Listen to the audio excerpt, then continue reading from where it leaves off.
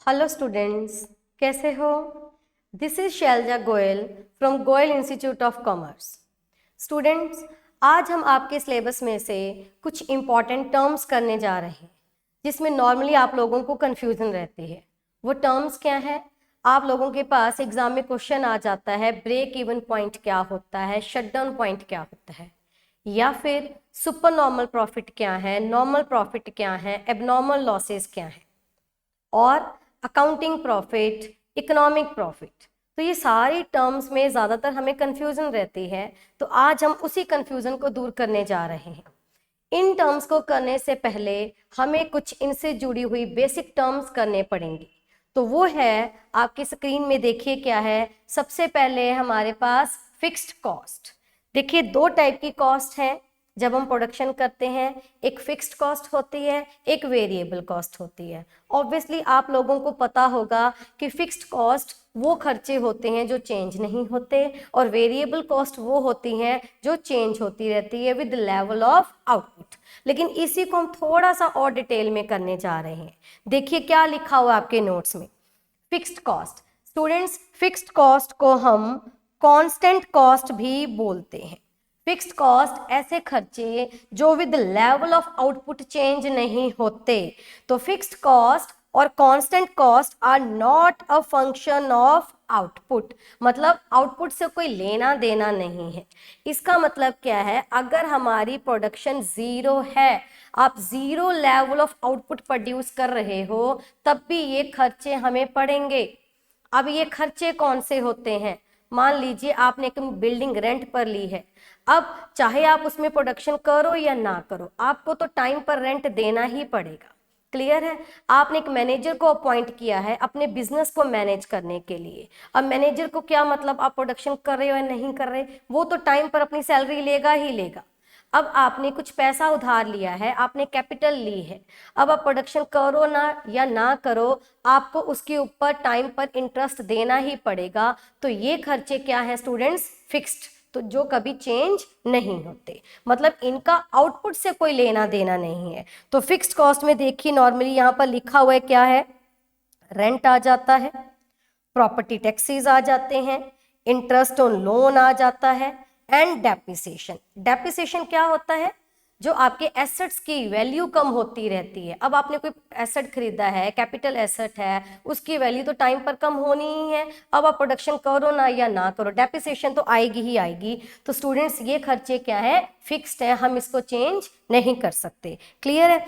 अब ये जो फिक्स्ड कॉस्ट है, टोटल फिक्स्ड कॉस्ट की बात हो रही है यहाँ पर। अगर आपका आउटपुट, यहाँ पर मैं आउटपुट लेकर चल रही हूँ, टेबल बना रहे हैं, अगर आपका आउटपुट जीरो है तब भी ये खर्चे पड़ेंगे। फॉर एग्जाम्पल 10, बड़ी छोटी सी फिगर लेके चल रहे हैं। अगर आप 1 यूनिट प्रोड्यूस करो तब भी ये खर्चे उतने ही रहेंगे। अब जैसे हमने बिल्डिंग ली है रेंट पर, प्रोडक्शन नहीं कर रहे तब भी रेंट देना पड़ेगा, जितना फिक्स हुआ है उतना ही देना पड़ेगा। प्रोडक्शन कर रहे हैं, प्रोडक्शन बढ़ रही है डे बाय डे, तब भी रेंट हमारा उतना ही रहने वाला है। क्लियर है? अब अगर प्रोडक्शन लेवल हमारा 10 यूनिट्स हो जाता है, तब भी हमारी टोटल फिक्स्ड कॉस्ट क्या रहने वाली है? कांस्टेंट। समझ में आ गया? तो फिक्स्ड कॉस्ट वो खर्चे होते हैं जो with level of output very नहीं करते। तो ये जो फिक्स्ड कॉस्ट की कर्व होती है, ये कैसे बनती है? थोड़ा सा ये भी बना के दिखा देती हूँ। एक्स एक्सिस पर हम क्या लेंगे? आउटपुट लेंगे, ठीक है। वाई एक्सिस पर हम क्या लेंगे? कॉस्ट लेंगे। तो ये जो फिक्स्ड कॉस्ट है, ये अगर जीरो है आपका आउटपुट तब भी ये आएगी। मान लीजिए यहाँ पर 10 है, ठीक है। अगर आपका आउटपुट 1 है तब भी ये खर्चा 10 ही रहने वाला है। अगर आपका आउटपुट 10 है तब भी ये खर्चा उतना ही रहने वाला है। तो TFC क्या होती है? हॉरिजॉन्टल, और ये पैरेलल टू क्या है? X axis. समझ में आया स्टूडेंट्स? क्लियर? देखिए, अब यहाँ पर एक और चीज नोट करने वाली है जो यहाँ पर लिखी हुई है, इसको मैं बोल्ड करके दिखा रही हूँ। However these cost vary with size of the plant and are a function of capacity. अब इसका मतलब क्या है?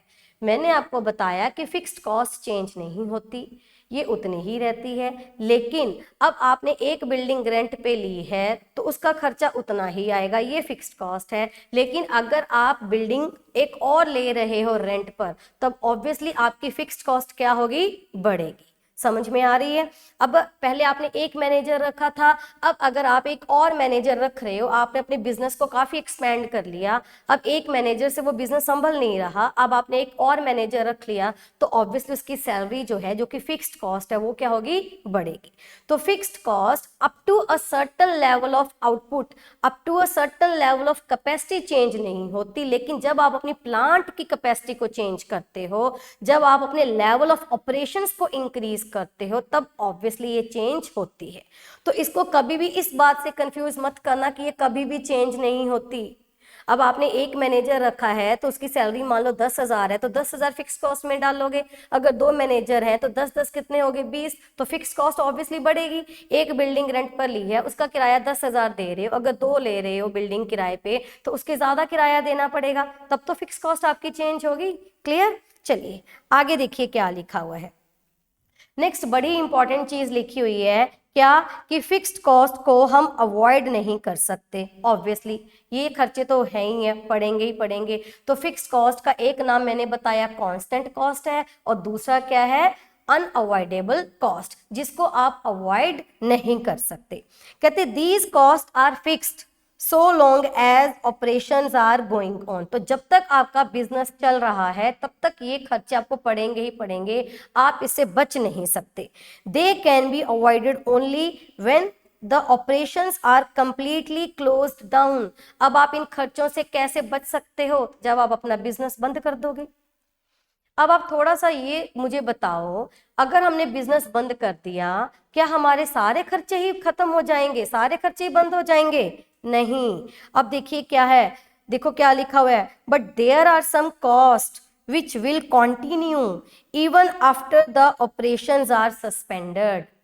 बिजनेस बंद हो गया तब भी कुछ खर्चे आपको पड़ते रहेंगे। अब ये खर्चे कौन से हैं, इसको मैं बोल्ड करके दिखा रही हूँ। For example, for storing of old machines which cannot be sold in the market। अब आपने अपना बिजनेस बंद कर दिया, बिजनेस वाइंड अप करने का मतलब सब कुछ आपने बेच दिया। अब मान लीजिए कुछ ऐसी मशीनरी है जो अभी सोल्ड आउट नहीं हुई, नहीं बिकी मार्केट में, फिर उसको आप क्या करोगे, कहीं स्टोर करके रखोगे, किसी कमरे में रखोगे, किसी बिल्डिंग में रखोगे अपना सामान, तो तब तक आपको उस बिल्डिंग का क्या देना पड़ेगा, किराया देना पड़ेगा, आपको उस मशीनरी को मेंटेन करना पड़ेगा, तो उसकी मेंटेनेंस कॉस्ट आपको पड़ेगी। तो यहाँ पर कहने का मतलब क्या है, even after suspension of your business आपको कुछ खर्चे पड़ते रहते हैं। इन खर्चों को हम क्या बोलते हैं, शट डाउन कॉस्ट। तो एक नई टर्म आ गई, फिक्स्ड कॉस्ट तो हम करते ही करते हैं, फिक्स्ड कॉस्ट का दूसरा नाम क्या है, अनअवॉइडेबल कॉस्ट है। इसको हम अवॉइड नहीं कर सकते, सिर्फ एक ही कंडीशन पर अवॉइड कर सकते हैं, जब हम अपने ऑपरेशंस को कंप्लीटली सस्पेंड कर देंगे। लेकिन फिर भी कुछ खर्चे ऐसे हैं जो इवन आफ्टर सस्पेंशन चलते रहते हैं, हम इसको क्या बोलेंगे, शट डाउन कॉस्ट। तो ये शट डाउन कॉस्ट जो है ये भी क्या है स्टूडेंट्स, फिक्स्ड कॉस्ट है। समझ में आ रही है। अब आगे इसमें एक और चीज लिखी हुई है फिक्स्ड कॉस्ट में ही, कहते कुछ खर्चे ऐसे हैं फिक्स्ड कॉस्ट में जो हमारी मर्जी के ऊपर डिपेंड करते हैं, जिसको हम क्या बोलते हैं, डिस्क्रिशनरी एक्सपेंसेस। अब कई लोग होते हैं वो कहते हैं कि हम एडवर्टीजमेंट के ऊपर हर साल 1 लाख रुपया हमने खर्च करना ही करना है, तो उनके लिए वो जो एडवर्टीजमेंट एक्सपेंसेस हैं वो क्या हो गए, फिक्स्ड कॉस्ट, क्योंकि उन्होंने बोला कि हर साल हम इतनी एडवर्टीजमेंट कॉस्ट हमने करनी ही करनी है, दैट इज ₹1 लाख। अब ये तो आपकी विलिंग के ऊपर है ना, अगर आप बोलो कि मुझे इतना एडवर्टीजमेंट करना ही नहीं है, कम करना है, तब ये फिक्स्ड कॉस्ट आप कम कर सकते हो। इवन अगर आप बोलो कि मुझे एडवर्टीजमेंट बिल्कुल ही नहीं करनी, तब आप इससे बच भी सकते हो। तो कुछ खर्चे ऐसे हैं जो इवन आफ्टर सस्पेंशन भी आपको पड़ेंगे, जिसको शटडाउन कॉस्ट बोलते हैं। कुछ खर्चे ऐसे हैं फिक्स्ड कॉस्ट में जो डिस्क्रिशनरी एक्सपेंसेस हैं, जो आपकी मर्जी के ऊपर डिपेंड करते हैं। अगर आप उनको बंद करना चाहो, अवॉइड करना चाहो, तो आप कर सकते हो। समझ में आ गई। चलिए आगे देखिए। नेक्स्ट स्टूडेंट्स हमारे पास आ जाती है वेरिएबल कॉस्ट। वेरिएबल कॉस्ट देखिए क्या है, वेरिएबल कॉस्ट क्या है, फंक्शन ऑफ आउटपुट है। फंक्शन ऑफ आउटपुट मीन्स जो with level of output change होगी। कैसे? अब यहाँ पर भी हम एक टेबल बनाते हैं, ये आउटपुट है, ये आपकी क्या है, टोटल वेरिएबल कॉस्ट। अब जब आपने कुछ प्रोड्यूस ही नहीं किया, आपका लेवल ऑफ आउटपुट क्या है, zero. Zero level of output means ना तो आपने लेबर एंगेज करी है, ना ही आपने कोई रॉ मटेरियल यूज किया है, ना ही आपने इलेक्ट्रिसिटी का यूज किया है, तो ये खर्चे क्या है, अवॉइडेबल है। जब आप प्रोडक्शन नहीं करोगे तब ये खर्चे भी क्या होते हैं, जीरो। समझ में आ रहा है? फिक्स्ड कॉस्ट क्या था, साथ में फिक्स कॉस्ट भी बना रही हूँ। फिक्स कॉस्ट हमें पड़ेगी चाहे आपका लेवल ऑफ आउटपुट क्या हो, जीरो हो, लेकिन जीरो लेवल ऑफ आउटपुट पर वेरिएबल कॉस्ट क्या होती है, जीरो। अब आपने एक यूनिट प्रोड्यूस किया, मैंने बोला फिक्स कॉस्ट अनअवॉइडेबल है, ये पड़ेगी ही पड़ेगी, तो ये 10 है। एक यूनिट प्रोड्यूस करने का मतलब आपने लेबर लगाई, आपने रॉ मटेरियल यूज किया, आपने बिजली का, इलेक्ट्रिसिटी का यूज किया, तो ऑब्वियसली वेरिएबल कॉस्ट आएगी। मान लीजिए वो कितनी है, 8। क्लियर है? तो जैसे जैसे आपका लेवल ऑफ आउटपुट बढ़ता जाएगा, आपकी वेरिएबल कॉस्ट भी बढ़ती जाएगी। It means variable cost is a function of output. समझ में आ रहा है? तो अगर हम इसकी डायग्राम बनाएं तो क्या आ जाएगी, देखिए फिक्स्ड कॉस्ट आपकी कांस्टेंट है, टीएफसी, ये मैंने आपको बता दिया। वेरिएबल कॉस्ट जो होती है ये पॉइंट ऑफ ओरिजिन से स्टार्ट होती है, ऐसे आगे जाती है, ये है टोटल वेरिएबल कॉस्ट। समझ में आ गई बात? चलिए अब एक नई चीज, टोटल कॉस्ट। टोटल कॉस्ट क्या होती है स्टूडेंट्स?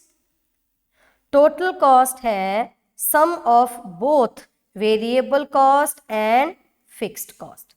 तो ये जो दोनों कॉस्ट हमने अभी निकाली, टीवीसी और टीएफसी, अगर हम इन दोनों को प्लस कर दें तो क्या आ जाएगी हमारे पास, टोटल कॉस्ट आ जाएगी। देखिए जब आपका लेवल ऑफ आउटपुट जीरो है तब टीवीसी क्या है, जीरो, टीएफसी क्या है, 10। तो जीरो लेवल ऑफ आउटपुट पर अगर हम टोटल कॉस्ट निकालें, जीरो लेवल ऑफ आउटपुट पर, तो टीवीसी जीरो हो गई, टीएफसी 10 हो गई, तब भी टीसी क्या हो गई, 10। तो ये क्वेश्चन बड़ा इंपॉर्टेंट है। Even at zero level of output TC can not be zero because TC is summation of TVC plus TFC. तो at zero level of output TC is equal to TFC only. Otherwise TC क्या है, TFC plus TVC. लेकिन सिर्फ एक output ऐसा है, zero level of output है, जहां पर टीसी किसके इक्वल हो जाती है, टीएफसी। क्लियर है? अब आगे देखिए, जब हम 1 लेवल ऑफ आउटपुट प्रोड्यूस कर रहे हैं तब टीवीसी 8 है, टीएफसी कितना है, 10, तब टीसी कितना आ गया हमारा, 8 + 10 दैट इज 18। अब टीसी 10 से 18 हो गया, किस वजह से, वेरिएबल कॉस्ट की वजह से। तो जीरो लेवल ऑफ आउटपुट पर टीसी के ऊपर किसका इफेक्ट आता है, सिर्फ और सिर्फ टीएफसी का। उसके बाद किसका इफेक्ट आएगा, टीवीसी का। क्लियर है?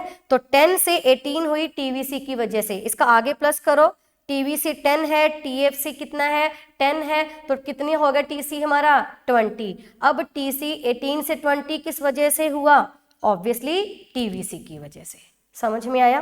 तो टीसी का जो स्टार्टिंग पॉइंट है वो रहेगा टीएफसी का।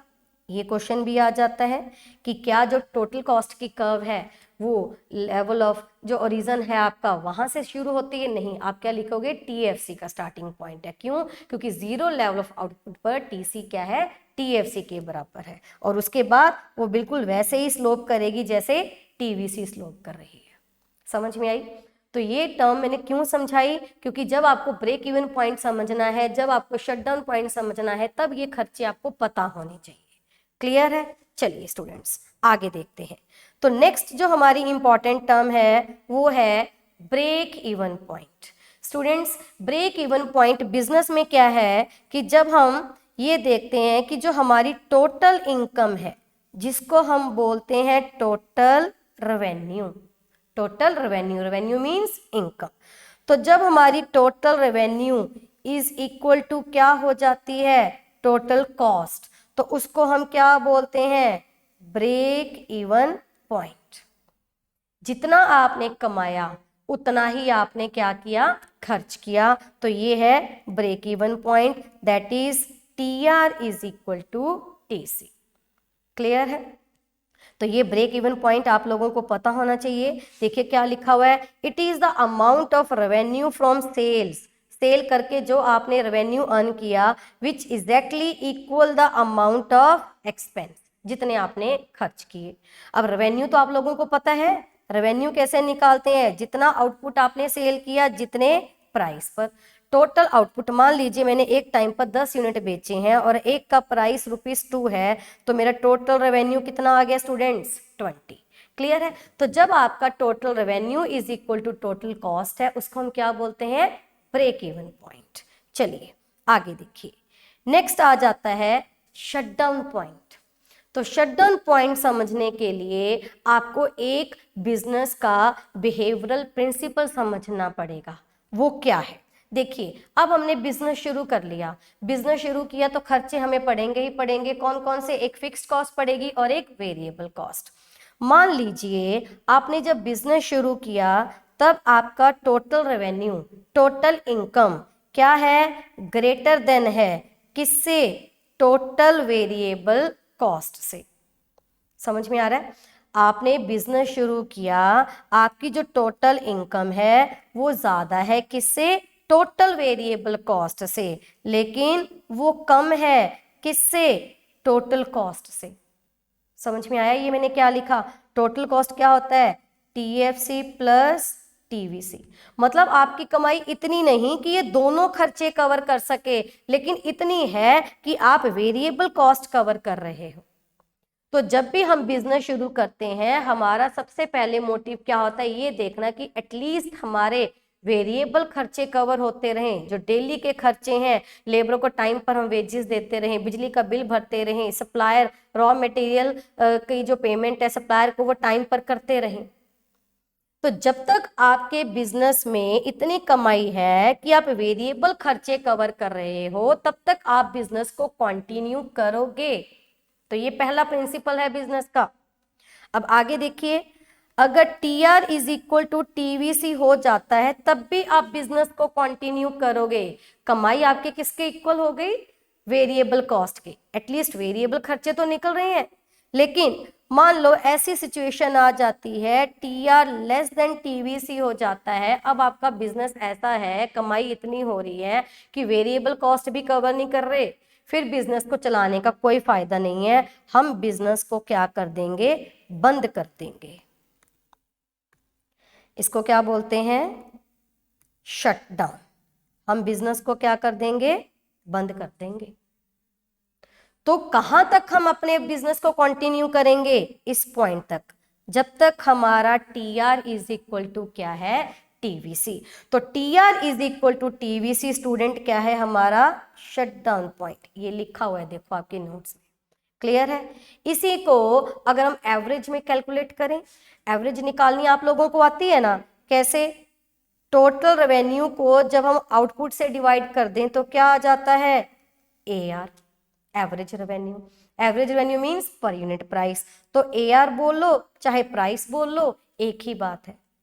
टोटल वेरिएबल कॉस्ट को जब हम आउटपुट से डिवाइड करेंगे तो हमारे पास क्या आएगा, एवरेज वेरिएबल कॉस्ट। तो जब तक, अब इसी चीज को मैं पहले टोटल में लिखा था, अब मैं एवरेज में लिख के दिखा रही हूं। तो जब तक हमारा AR ग्रेटर देन AVC है, हम बिजनेस को कंटिन्यू करेंगे।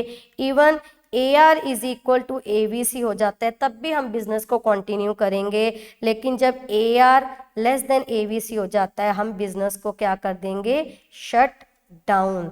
तो हमारा शट डाउन पॉइंट क्या हो गया एवरेज में, AR is equal to AVC। समझ में आ रहा है? देखिए नोट्स में क्या लिखा हुआ है, शट डाउन पॉइंट क्या है, shut down point, it is a point where AR is equal to AVC। ये एवरेज में हो गया, और टोटल में क्या है, TR is equal to TVC। It means when firms revenue is equal to its variable cost only. As we know that a firm should continue its production only when it covers variable cost. If it is unable to cover its variable cost, then it has to shut down its business. तो shut down और break even में difference समझ में आया? Break even में क्या है, TR is equal to क्या होना चाहिए, TC, ये ब्रेक इवन पॉइंट है, और शट डाउन क्या है, TR is equal to TVC। ये बेसिक डिफरेंस है। क्लियर है? चलिए आगे देखिए स्टूडेंट्स क्या है। अब क्वेश्चन बड़ा इंपॉर्टेंट आ जाता है एग्जाम में कि डिफरेंस बिटवीन अकाउंटिंग प्रॉफिट और इकोनॉमिक प्रॉफिट बताओ। अकाउंटिंग प्रॉफिट और इकोनॉमिक प्रॉफिट करने से पहले आपको कुछ और टर्म्स करनी पड़ेंगी। आपको पता होना चाहिए अकाउंटिंग कॉस्ट क्या है, नॉन अकाउंटिंग कॉस्ट क्या है और इकोनॉमिक कॉस्ट क्या है। तो अब ये प्रॉफिट करने से पहले हम ये 3 टाइप की कॉस्ट और कर लेते हैं। तो नेक्स्ट हमारे पास क्या है स्टूडेंट्स, अकाउंटिंग कॉस्ट है। देखिए क्या है अकाउंटिंग कॉस्ट। अकाउंटिंग कॉस्ट का दूसरा नाम है एक्सप्लिसिट। एक्सप्लिसिट का मतलब क्या होता है, क्लियर खर्चे जो साफ साफ प्रोडक्शन प्रोसेस में दिखाई दे रहे हैं। ये वो खर्चे हैं जो एक्चुअल में आप करते हो। Actual money expenditure of a firm in order to purchase factors of production. तो जो खर्चे एक्चुअल में आपने किए हैं फैक्टर्स ऑफ प्रोडक्शन को परचेज करने के लिए, फॉर एग्जांपल आपने बिल्डिंग ली है, आपने उसका रेंट पे किया है, आपने लेबर यूज की रही है, आपने उसके लिए वेजेस पे किए हैं, ठीक है। तो ऐसे करके कोई भी खर्चे, आपने लोन लिया है, आपने उसके ऊपर क्या पे किया है, इंटरेस्ट। तो जो खर्चे एक्चुअल में आपने किए हैं और उन खर्चों को आप बुक्स में दिखा रहे हो, अकाउंट्स में दिखा रहे हो, इस वजह से इनका नाम क्या पड़ जाता है, अकाउंटिंग कॉस्ट। एक्चुअल में किए हैं, रियल में है, तो ये खर्चे क्या है, एक्सप्लिसिट। अब मैं बोल रही हूँ जो खर्चे एक्चुअल में किए हैं। अब आप बोलोगे सारे खर्चे हम एक्चुअल में करते हैं? नहीं, कुछ खर्चे ऐसे हैं जो हम बुक्स में नहीं दिखाते, जिसको हम क्या बोलते हैं, नॉन अकाउंटिंग कॉस्ट बोलते हैं। क्या बोलते हैं, नॉन अकाउंटिंग कॉस्ट। क्यों बोलते हैं, क्योंकि ये खर्चे हमने एक्चुअल में किए ही नहीं, तो हम इनको बुक्स में कैसे दिखा सकते हैं। ये खर्चे किए नहीं तो फिर हम बुक्स में भी नहीं दिखाते, लेकिन फिर भी हम इनको प्राइस में ऐड करते हैं। तो ये खर्चे कौन से हैं, इम्प्लिसिट। इम्प्लिसिट का मतलब क्या है, इम्प्लाइड कॉस्ट। ठीक है, इसको हम क्या बोलते हैं, इम्प्लाइड कॉस्ट मान के चलते हैं, क्योंकि इसमें हमारे पास कुछ सेक्रीफाइस खर्चे हैं। सेक्रीफाइस किया है हमने, ये खर्चे एक्चुअल में हुए नहीं, लेकिन फिर भी हमने कुछ सेक्रीफाइस किया है। इसमें एक अपॉर्चुनिटी कॉस्ट जुड़ी हुई है। क्या जुड़ी हुई है, अपॉर्चुनिटी कॉस्ट। तो सबसे पहली बात, इम्प्लिसिट कॉस्ट का जो दूसरा नाम है वो है अपॉर्चुनिटी कॉस्ट, और क्या है, सेक्रीफाइस कॉस्ट। देखिए कैसे। अब आपने ये खर्चे किए नहीं, कैसे नहीं किए, आपकी अपनी बिल्डिंग थी, आपकी अपनी बिल्डिंग है, ओन बिल्डिंग। अब उस बिल्डिंग में आपने बिजनेस करना शुरू कर दिया अपने लिए, ठीक है। बिल्डिंग अब आपकी थी, तो अगर आप बाहर किराए से लेते, आपकी ना होती, तो आपको क्या देना पड़ता, रेंट देना पड़ता। अब आपकी ही बिल्डिंग है, आपने इसको अपने बिजनेस पर्पस के लिए यूज कर लिया, मतलब आप रेंट से बच गए, तो ये खर्चा आपका नहीं हुआ। लेकिन फिर इसमें अपॉर्चुनिटी कॉस्ट कैसे आ गई। अपॉर्चुनिटी कॉस्ट क्या होती है, आपके सामने 2 अल्टरनेटिव्स हैं, उनमें से आपने एक बेस्ट अल्टरनेटिव चूज कर लिया और दूसरा आपने क्या कर लिया, सेक्रीफाइस कर लिया। अब आपके सामने ये अपॉर्चुनिटी थी कि आप अपनी बिल्डिंग को किसी को रेंट पे दे देते, तो रेंट पे देने का मतलब आपके पास क्या आती, रेंटल इनकम आती। क्या आती जी, रेंटल इनकम। और आपने उस रेंटल इनकम को क्या कर दिया, सेक्रीफाइस। मान लीजिए वो रेंटल इनकम कितनी थी, 10,000 पर मंथ। आपने इसको सेक्रीफाइस क्यों कर दिया, अपने बिजनेस के लिए। तो ये जो रेंटल इनकम आपने सेक्रीफाइस करी है ना, इस खर्चे को हम बुक्स में नहीं दिखाएंगे, लेकिन फिर भी हम अलग से अपना उसका हिसाब रखेंगे, रिकॉर्ड रखेंगे, किस नाम से, इम्प्लिसिट कॉस्ट। तो वो क्या बन गई जी, rent of self own building. Similarly आपके पास अपना पैसा पड़ा था जो आपने एज अ कैपिटल बिजनेस में यूज कर लिया। अब वो पैसा अगर आप बिजनेस में ना यूज करते, किसी को इंटरेस्ट पे दे देते तो आपको इंटरेस्ट एज अ इनकम आनी थी, लेकिन अब आपने अपनी बिजनेस के लिए उसको भी क्या कर दिया, सेक्रीफाइस। तो जो इंटरेस्ट आपने सेक्रीफाइस किया that is interest on self owned capital, वो हम किस नाम से जानेंगे, इम्प्लिसिट कॉस्ट। सिमिलरली आप अपनी बिजनेस में काम कर रहे हो, अगर आप अपने बिजनेस में काम ना करते तो आपके पास एक अपॉर्चुनिटी थी कि आपको एक कंपनी अच्छी खासी सैलरी ऑफर कर रही थी, लेकिन आपने अपने फैमिली बिजनेस के लिए उस सैलरी को भी ठुकरा दिया, उसको सेक्रीफाइस कर दिया। तो जो वो आपको वेजेस मिलने थे, जो आपको सैलरी मिलनी थी, तो वो क्या है आपके लिए, इम्प्लिसिट कॉस्ट। तो ये खर्चे एक्चुअल में हुए ही नहीं, इसलिए बुक्स में नहीं दिखाते, तो इसको हम क्या बोलते हैं, नॉन अकाउंटिंग कॉस्ट। लेकिन फिर भी इसमें सेक्रीफाइस जुड़ा हुआ है, अपॉर्चुनिटी कॉस्ट है, तो इसका हम हिसाब रखेंगे और ये हम खर्चों में ऐड करते हैं। क्लियर है? चलिए आगे देखिए स्टूडेंट्स, जब हम ये दोनों कॉस्ट जो ऊपर मैंने सबसे पहले समझाई, explicit that is accounting cost और implicit that is non accounting cost, जब हम इन दोनों को ऐड कर देते हैं तो ये क्या बन जाती है हमारे लिए, इकोनॉमिक कॉस्ट। तो इकोनॉमिक कॉस्ट क्या है, sum of explicit cost plus में क्या है, इम्प्लिसिट कॉस्ट। क्लियर है, समझ में आया? अब इकोनॉमिक कॉस्ट आपको समझ में आ गया। अब उससे जुड़ी हुई जो हमारी आज की टर्म है वो क्या है students, accounting profit.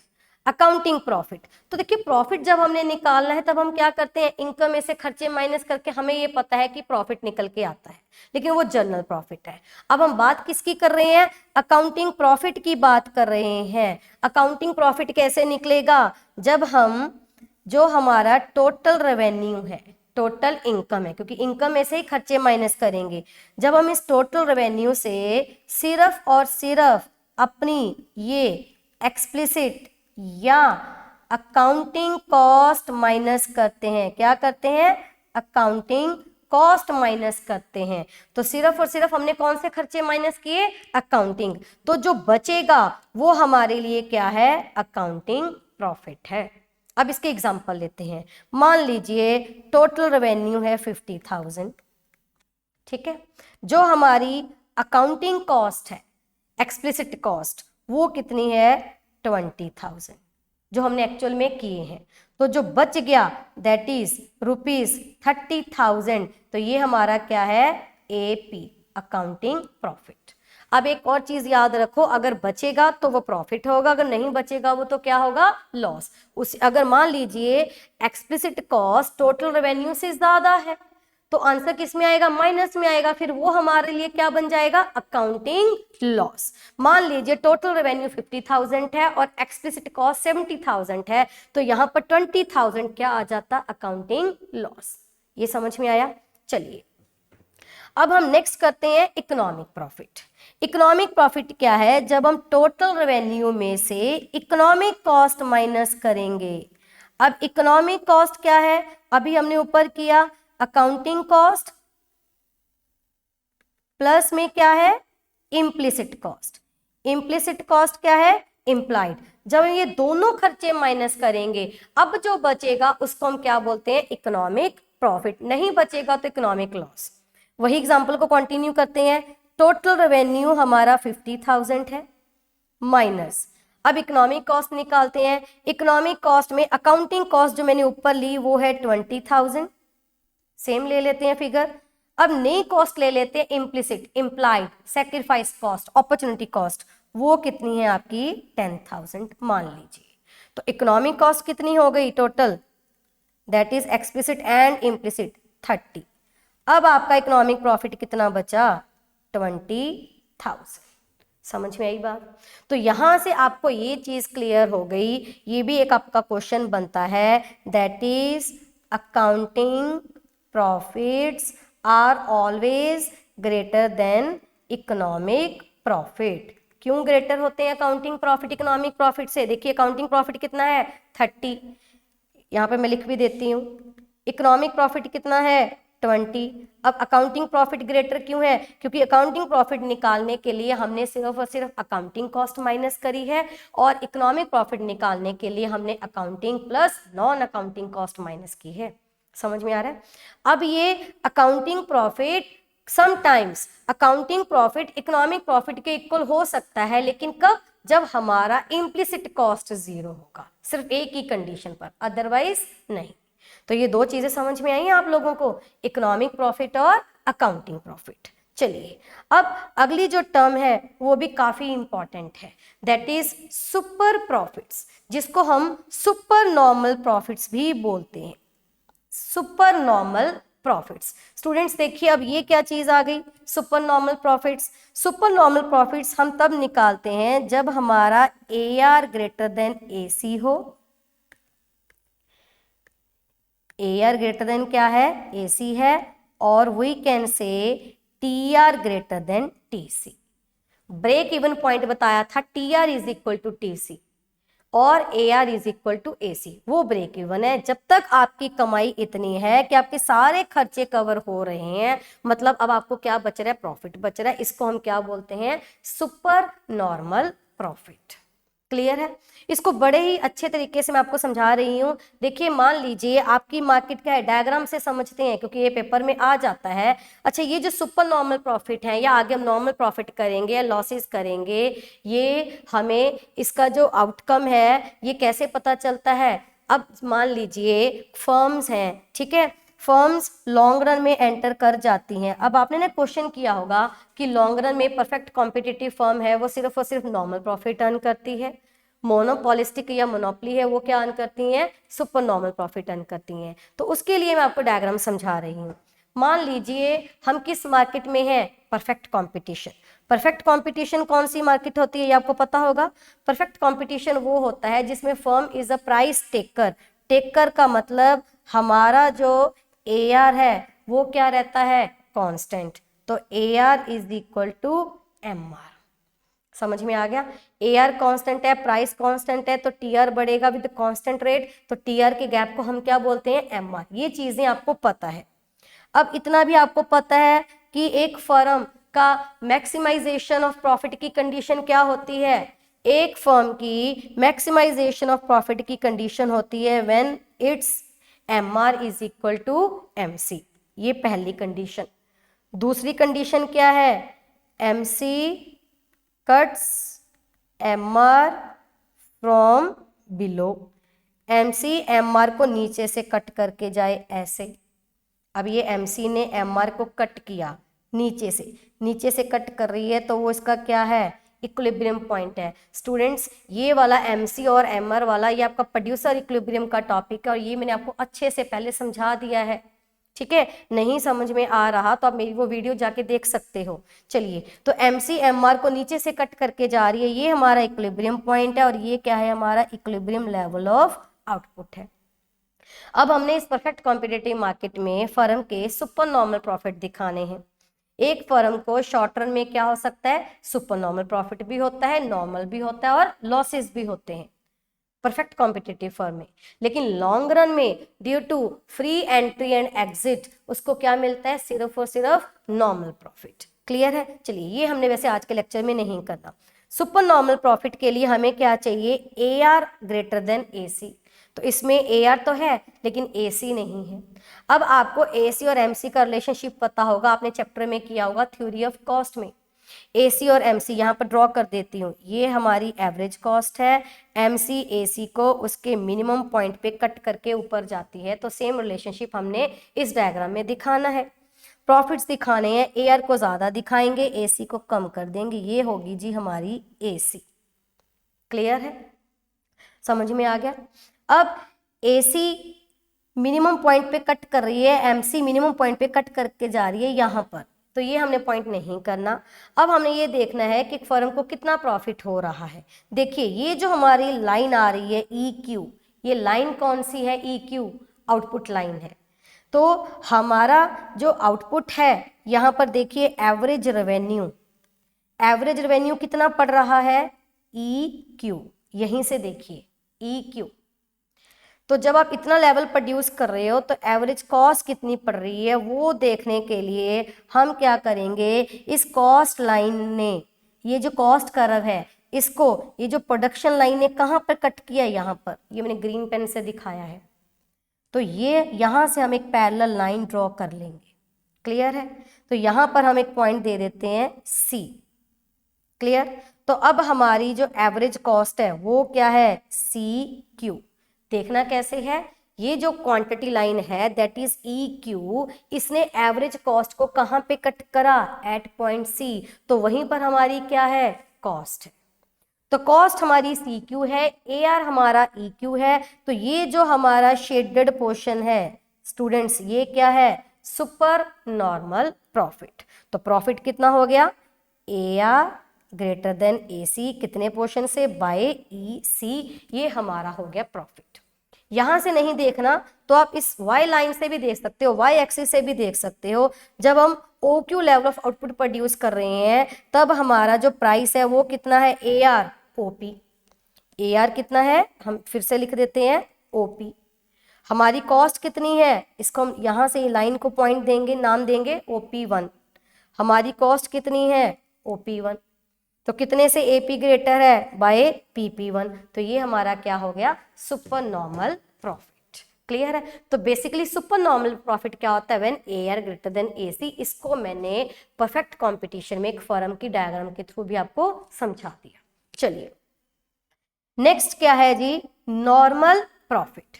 Normal profit क्या है? नॉर्मल प्रॉफिट वो है जब हमारा AR is equal to AC है और TR इज इक्वल टू क्या है? TC। मतलब ये कौन सा पॉइंट आ गया?